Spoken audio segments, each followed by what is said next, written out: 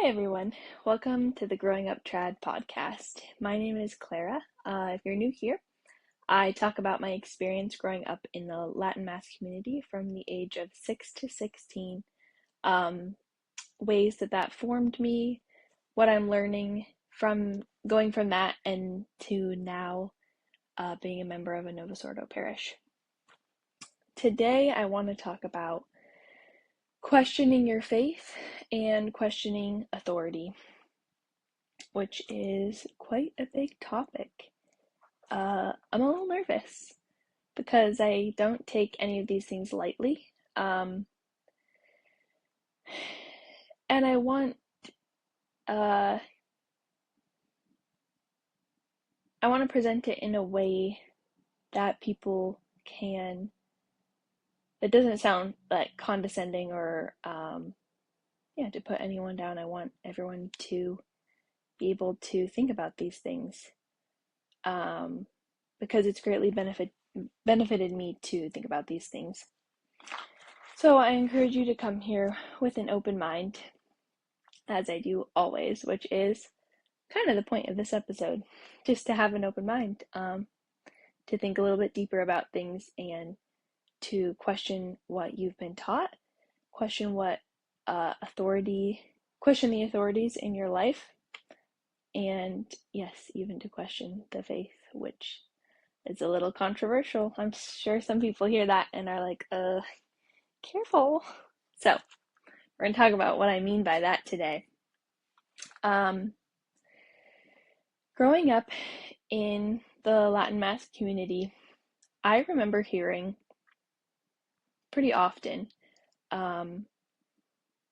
the phrase that is, you can have questions about your faith, but don't ever doubt your faith, which as a child and a teenager really confused me and made me feel bad because inevitably we do doubt our faith.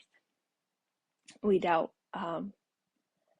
things that have been taught to us, and people told me that it was sinful to doubt your faith. And now I realize how damaging that is and also how untrue it is. It is not a sin to doubt your faith. It may be wrong to willfully doubt your faith and to follow that path, but I believe that questioning your faith and doubting your faith is strengthening your faith. And I think that doubt is the road to truth if you let it be. And if you follow that road, you could go down to, there's kind of a fork in the road. One is, the middle is doubt, and going one way will lead you closer to Christ, and the other way, if you follow that doubt without looking into it anymore, will lead you away from Christ. So, I just want to come here today and encourage you to question your faith. I think when we question our faith, it allows us to get curious about what we've been taught,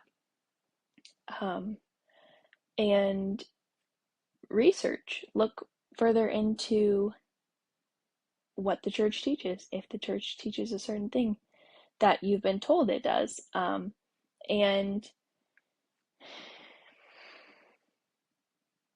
even more importantly than that, it encourages you to go deeper in your relationship with God and to discern the truth, discern what God means by his teachings. And that's really important. I think that something that I learned, which I think was subconscious, I didn't realize I was learning this, but I learned to turn to priests or other authorities in my life before I went to God with things.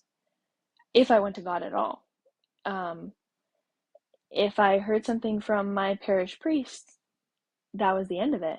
That was if I had a question about something, I would just, you just say, well, that's what Father so-and-so said, so it must be true.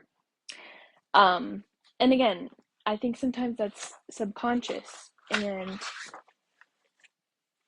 maybe not even necessarily something I was taught outright, but something that was a learned behavior over time. And of course, that's dangerous because we should always be growing deeper in our relationship with God, and we should be bringing everything to God. So I encourage you to question your faith. And when you feel that doubt, to take that as an opportunity to grow in your relationship with God and to look deeper into the things you believe, which will only make your faith stronger. And you might find out along the way that you've been taught something that's wrong or misguided. And it's beautiful to learn the truth and to seek the truth. So I want to talk a little bit more specifically about questioning priests or other religious authorities. Growing up, there were many a sermon or a lecturing word from individuals in my community, sermons about detraction or talking behind people's backs, gossiping, whatever it might have been. Questioning priests and authority was very wrong, especially to us children, but even all the adults in my community. Anything that Father said was truth. And if you dared, go to your friend and say, hey, I heard this thing in a homily, do you think that's true? Like, it doesn't quite sound right to me. That was pretty strictly prohibited because it was labeled as gossip or doubt, and it was disobedience to a priest or a lack of charity, a lack of faith, a lack of trust. But you guys, priests are not infallible. They have a beautiful theological formation when they go to seminary, and I'm not discounting that at all. That is huge. They likely know a lot more about, they definitely know a lot more about their faith than most of us do. And so we should take that into account, of course. There's a reason why we trust priests because of that, because they have so much formation. And that's not a bad thing. Priests are very good. I mean, it's very good to go to guidance, go to a priest for guidance. Yeah, that's great. And they can help us to have clarity in situations or teachings. They are our shepherd and our leaders, and so that is, of course, a good thing to do. But they're not infallible, and so I think oftentimes it kind of becomes a war too between like, well, my parish priest said this, mine said this, and it's like clearly you have two separate things going on, and oftentimes people will just, latch onto one of those ideas when like that is an invitation to go deeper. That's an invitation from the Lord for you to dive deeper into His Word, break out your catechism, do some research, and more importantly, do some prayer. So I think sometimes we use that kind of as a cop-out to not grow in our relationship with God or not grow in our understanding of Scripture and tradition. And I think it's very dangerous. And I want you to know that if your priest is teaching that or your community is teaching that, to blindly follow your priest, or you feel somehow wrong for questioning your priest, whether it's confronting him or even just in your heart, or talking about it to someone else, I want you to know that if a priest is teaching that, that's wrong. And that's not what our faith teaches. And I want you to know that it is perfectly okay for you to question what a priest has to say. And it doesn't mean that your faith is weak. And in fact, I encourage you to do that. If you feel something in your heart, a questioning, you feel something is wrong, I encourage you to follow that, to look deeper into that, and know that you are perfectly okay doing that. It's not sinful, it's not wrong. Of course, do it with charity, but it's only detraction if you are purposefully trying to make someone look worse than they are, or give them a bad name. But calling out ignorance or abuse or just incorrect information is more than okay. And in fact, it helps not only you, but everybody around you.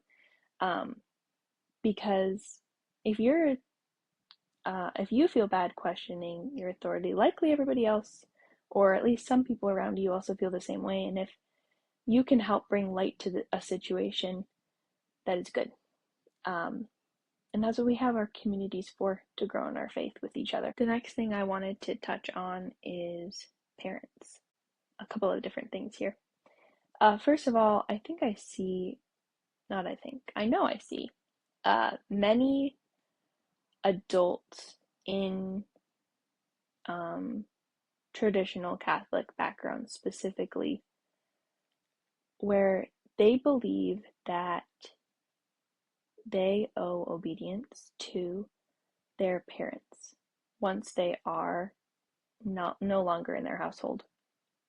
And I am here to tell you that that is not what the church teaches. And in fact, I was thinking about this so much the other day that I decided I was going to look this up in the catechism, because I knew in my heart that didn't sound right. But I didn't want to go saying that with nothing to back it up. I don't want to ever bring anything to light that it's not true. So I'm going to read you here what is in the catechism. I'm going to kind of skip around here. If you would like to read the full page of what I'm about to read, it's page number 535 in the catechism. So at number 2216 it says, "Filial respect is shown by true docility and obedience. My son, keep your father's commandment and forsake not your mother's teaching. When you walk, they will lead you. When you lie down, they will watch over you. And when you awake, they will talk with you. A wise son hears his father's instructions, but a scoffer does not listen to rebuke." So that's clearly stating there that we do owe obedience to our parents. But then the next line, or actually we're going to skip a line here. 2217, kind of skipping down a paragraph here. "As they grow up, children should continue to respect their parents. They should anticipate their wishes, willingly seek their advice, and accept their just admonitions. Obedience toward parents ceases with the emancipation of the children, not so respect, which is always owed to them. This respect has its roots in the fear of God, one of the gifts of the Holy Spirit." I'm not sure why this seems to be so often something that is twisted in the community, or maybe I shouldn't say twisted, maybe that's too harsh. Maybe it is just a misconception. Maybe it has just been passed around, and again, nobody has questioned it. But I think this is something that's really important to remember. I know so many people that this has damaged. And unfortunately, sometimes this misunderstood teaching, if children have this idea that they must obey their parents even though they are adults, this is unfortunately oftentimes used by fathers or mothers, but I have most commonly seen this in fathers, and unfortunately I've seen this too many times, where this is used as a means for control and abuse in families. So I guess I don't have a whole lot of notes on that portion. I just think that that's something that a misconception that I heard a lot growing up, and so I wanted to make sure that I encourage people to look into that more, because I hope that, this podcast is for people that are still in a Latin Mass community, and it's also for people that are outside of a Latin Mass community but have grown up in that or had experiences in that, and it's for everybody else. Everybody is welcome here, whether you're Catholic or not Catholic, interested in traditional lifestyle, not interested in a traditional lifestyle. It's really for everyone, but I speak this especially to people who are still in that lifestyle or who are out of that lifestyle but healing. Again, everyone is welcome here. And I mean none of this to hurt anybody or to put down one lifestyle or another, but I say these things because I have seen what they do to people, and I have felt what these misconstrued teachings have done to me. And I think that it's important things to be said, and that's why I'm saying them. So we will continue on here.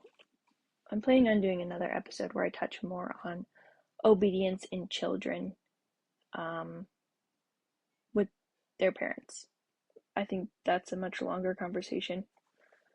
That's also important, but not necessarily what I'm going to talk about today. Also, if I keep looking down, I got my notes here, so I don't forget anything that I'd like to say. Ooh, another note here is wives and submission. Now, this is a tricky one, and again, this is one I will definitely be doing an entire episode on, because submission is a large topic that I have so many thoughts on, but I want to encourage you also. Submission does not mean to blindly obey. And I encourage you, you know in your heart what is right, and you are valuable as a wife, and your thoughts and your knowledge are valuable. And again, you're allowed to question authority. You're allowed to question your husband. In fact, that is good. That's healthy in a marriage and healthy in raising a family. Your thoughts deserve to be heard as well. I encourage you in that. Come back for a longer episode on that. So,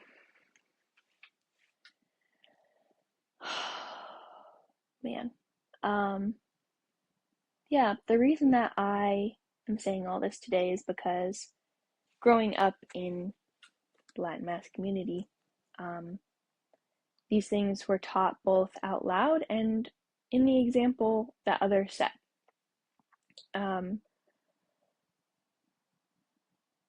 And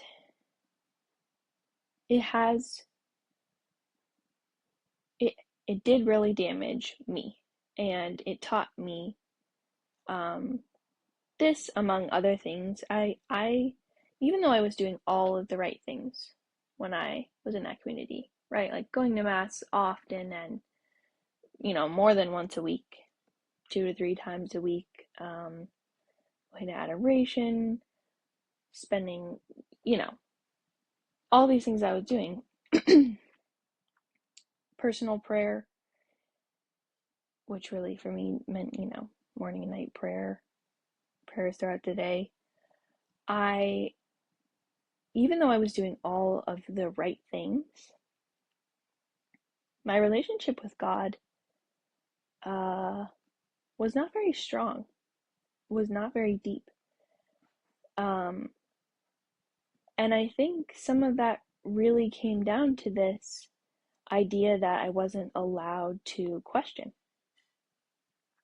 um, it made my faith very shallow, because it's much easier to listen to those around you and not really think any further than that.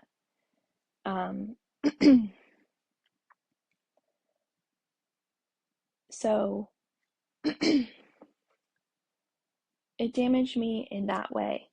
And I've seen it damage many people in many different ways.